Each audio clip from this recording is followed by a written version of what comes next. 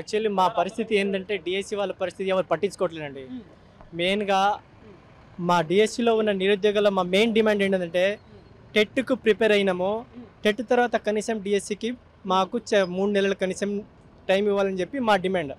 దీనికి అధికారుల దృష్టికి తీసుకెళ్ళడానికి మా ప్రయత్నం మాత్రమే శాంతియుతంగా చేస్తున్నాము. ఆల్రెడీ మా ఆవేదన ఏందో చెప్పేశాము. అయితే ఇవాళ మేము మెయిన్గా ఏంటంటే కాంగ్రెస్లో ఉన్న చిన్న లీడర్లు మన రేవంత్ రెడ్డి దగ్గరికి తీసుకెళ్ళట్లేరు మా ఆవేదన ఏందో. సో మేము రేవంత్ రెడ్డికి ఇలా మా ఆవేదన చెప్పడానికి వచ్చాము. మెయిన్ మా ఆవేదన ఏంటంటే వాళ్ళు డిఎస్సి నోటిఫికేషన్ ఇచ్చినప్పుడు టెట్ నోటిఫికేషన్ ఇవ్వలేదు. అందులో టెంటేటివ్ డేట్ అని చెప్పి జూలై 17 నుంచి మెన్షన్ చేశారు. వీ విల్ ప్రొసీడ్ విత్ 17 అని అనుకున్నాము. కానీ దాని తర్వాత టెట్ నోటిఫికేషన్ ఇచ్చారు. మరి టెట్ నోటిఫికేషన్ ఇచ్చినప్పుడు మా స్కూల్ అసిస్టెంట్ వాళ్ళకి కానీ ఎస్జిటి వాళ్ళకి కానీ ఈ టెట్ను మేము అందరూ టెట్కి ప్రిపేర్ అయినాము. మరి టెట్కి ప్రిపేర్ అయిన తర్వాత ఈ డిఎస్సి నోటిఫికేషన్లో ఉన్న డేట్ ప్రకారము మాకు ఆ పొంతనని జూలై 12కు మాకు రిజల్ట్ ఇచ్చారు. ఆ 12th నుంచి జూన్ 12 అక్కడ నుంచి మాకు ఇప్పుడు డిఎస్సి ప్రిపేర్ అవ్వడానికి కనీసము ఒక 20 రోజులు కూడా లేవు. మళ్ళీ అప్పుడే రిజల్ట్ నోటిఫికేషన్ మన టెట్ రిజల్ట్ వచ్చిన తర్వాత కూడా మాకు ఎటువంటి ఇన్ఫర్మేషన్ లేదు. డైరెక్ట్ 10 రోజుల తర్వాత మేము కండక్ట్ చేస్తున్నామని చెప్పి మాకు ఒక 10 days ముందే 18th ఆ రోజు మరి మేము ఇస్తున్నామని చెప్పి షెడ్యూల్ ప్రకటించారు హడావుడిగా. అయితే మాది ఏంటంటే సబ్జెక్ట్ మాకు చాలా ఇబ్బందిగా ఉంది. మేము కోరేది ఒకటే, మాకు సబ్జెక్ట్ బర్డెన్ అవుతుంది.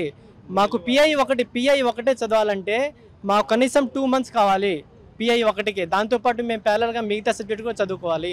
సో మాకు కనీసం 3 నెలలు మేము ఇవొకటి ఏం కోరట్లేదు, మినిమం 3 నెలలే మేము కోరుకునేది.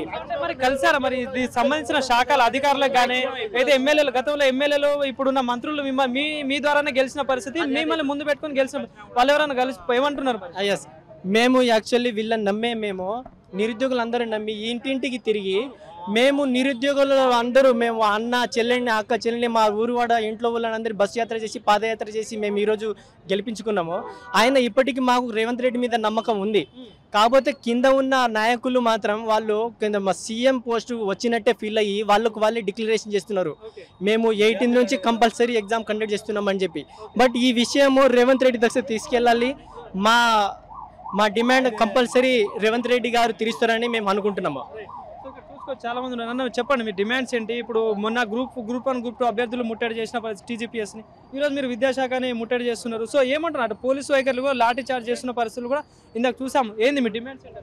గత ప్రభుత్వ వైఫల్యాల వల్ల మనకు ఇప్పుడున్నటువంటి రేవంత్ రెడ్డి గవర్నమెంట్ కూడా ఏం చేస్తుందంటే నిరుద్యోగులకు చాలా ఇబ్బందులైనటువంటి తీసుకువస్తుంది. అయితే ఒక నిరుద్యోగ అభ్యర్థి గత 2017 సంవత్సరం నుంచి వెళ్ళి కేసీఆర్ నుంచి కూడా ఇప్పటివరకు డిఎస్ ఒకసారి వేసిండు, తద్వారా పోస్టులు అనేటువంటి రాలేవు.